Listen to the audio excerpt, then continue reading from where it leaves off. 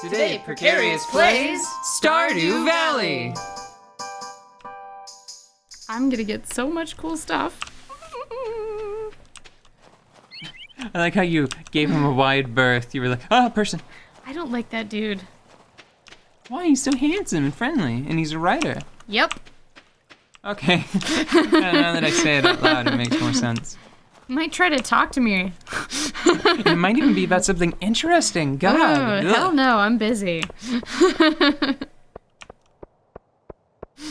Oh, no, I'm so antisocial. No, that's not fair. I like people.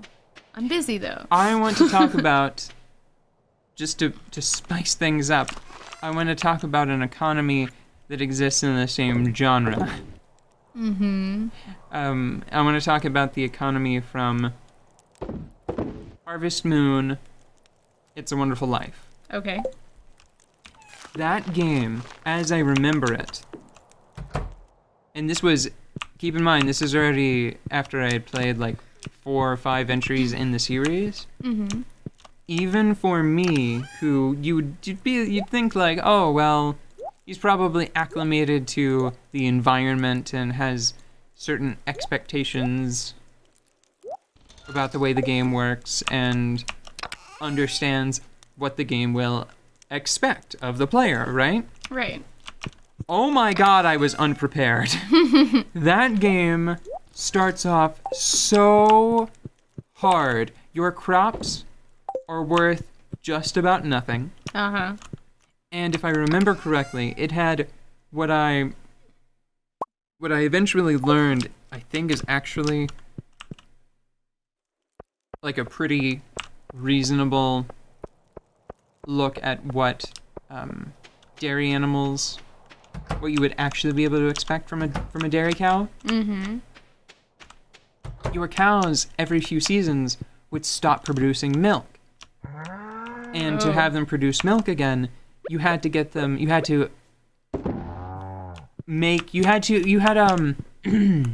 like an old farmhand that worked with, I think it was your father, on this farm. I believe it was your dad in this one, not your granddad. Yeah. But regardless of who it was, he's still there and he still helps you on your farm. So some of the messier things you leave to him. So he sets up, whenever you request it, he contacts another ranch, brings one of their bulls over, and the bull, in a pretty humorous, like audio only, like cutscene. Yeah. It's like, might have to tell old Bluebell Farm that it's time to put this bull out to pasture. Wait, no, he's back in it.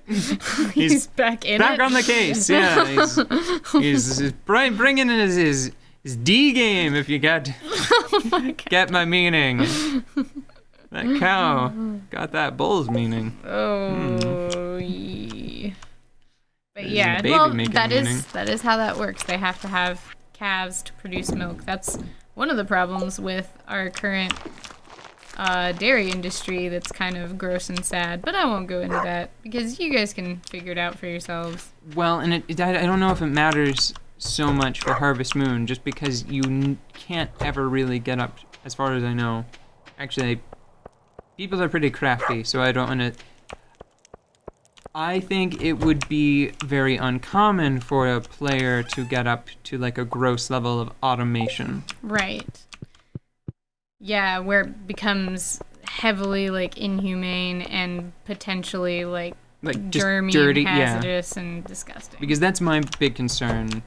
Because I think that for the most part, the animals in Harvest Moon, they really are usually much closer to, that's asking you to drink the milk. No, thank you. They really are much closer to pets. Yeah. You know? They really are. Like they live usually pretty comfortable lives where they're well taken care of, well fed, well groomed, and are often immortal. Mm-hmm. That one's sort of hit or miss. Occasionally they can die from old age. Like I think in Harvest Moon 64 they could die from old age. Anyway, so that game's economy was relentless. It just would not let you get ahead in life until they introduce two very important elements, and after that point, it very quickly, you can just break the whole thing. You can just break the whole game. Mm-hmm. They introduce a plant, a talking plant, I am not kidding, in this otherwise pretty serious, like I think it's probably one of the more serious Harvest Moons. Yeah. Um, Oh, if he thinks that he should fish here, I'm going to fish here. a talking plant, you feed it seeds, or no, I think you feed it finished fruit and vegetables, two at a time, and then it shoots out seeds that are hybridized. Mm-hmm. Hybridized? Hybridized. I don't know. Hybridized. Anyway, so you take your hybridized seed, and then you can grow a plant, and you wind up with, like, I'm pretty sure that the first generation, they come with names already. Mm-hmm. So, like a grape and an apple is a grapple. Or whatever. So like, they don't grow two different fruits. It's like One mutant hybrid fruit. Oh, yeah, that's cool. And they are worth significantly more than regular produce. Yeah, so you can develop new varieties of fruits and vegetables. People do that all the time, you know. It's just a little jarring and a little silly, and more importantly, it has a crazy effect on your gameplay. Mm-hmm. If you're gonna go for a full cast, you should take a step or two back. Yeah. Anyway.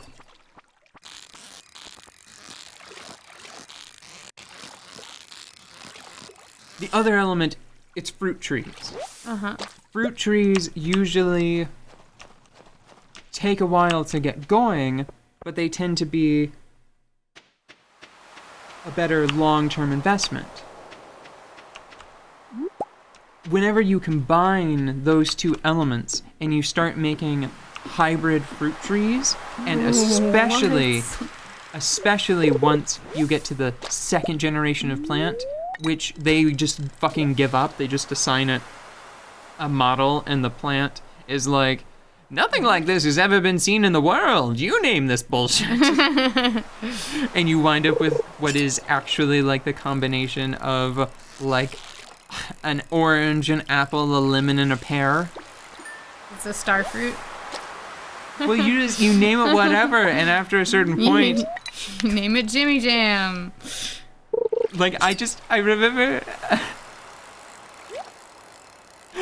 the last one I made, the one that I either by my own understanding of the game or by the guiding hand of internet. Mm-hmm. I just named it Money. You just named it Money. Yeah, it's just a money The bush. money fruit. It's a money tree. Money doesn't grow on trees. Well, now it does. And now it does. It completely destroys what you're going to expect from the game, because once you've done that a few times, nothing is out of your reach monetarily. Mm-hmm. So, I need to stop saying so. Actually, you know what? Let's cut that part out. 'Cause I have the power! Oh, I'm getting tired. We'll just keep cutting the part out. We'll come back now. You got an achievement. Yeah. And that, in this game, actually means something. Because I'm an old mariner. now you can buy a new hat. Oh, I thought it just meant that I could have marinara sauce. Yes, on your head. What do you think the hat is? Perfect! Perfect. Well, you know, I just gotta keep that money rolling in for my tool upgrade projects and all of that.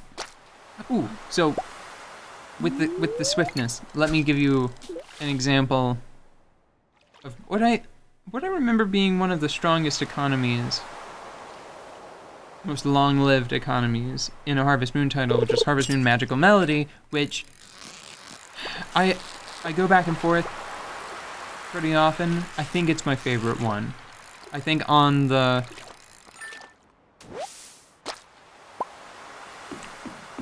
Yeah, I think it's my favorite one. See, it's complicated. I've got a lot of complicated, harvesty, moony feelings, but I think Magical Melody is my favorite. Mainly because I think it might be the best. Just all of the different systems in play are the coolest. It doesn't look the best because they keep insisting on zooming in too far during cutscenes, and it doesn't sound the best because the music sounds a little tinny. The actual execution of the music, I think that the character development isn't the best because they kept everything just a little too light and fluffy. Like the characters are all just overwhelmingly chipper. Everybody is sort of like a cartoony, like happy edition of how they are in the other games. But the actual playing of the game, I really do think it's some of the best in the series. And one of the reasons why is because there's this long-term... Yes! Yes! There's this long-term, very rewarding money sink.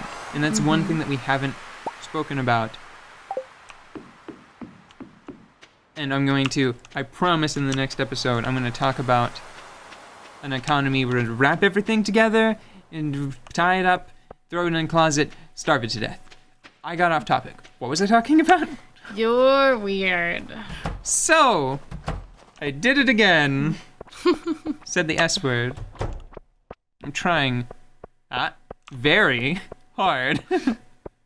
Dodged the bullet that time.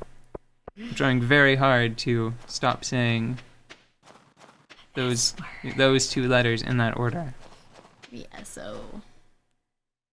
Os. I... Just get it? Yeah, it Okay. took me a minute. Oh, that is so cool. The albacore is even pretty. It looks sort of pearlescent. Yeah. Ooh. You got a bream!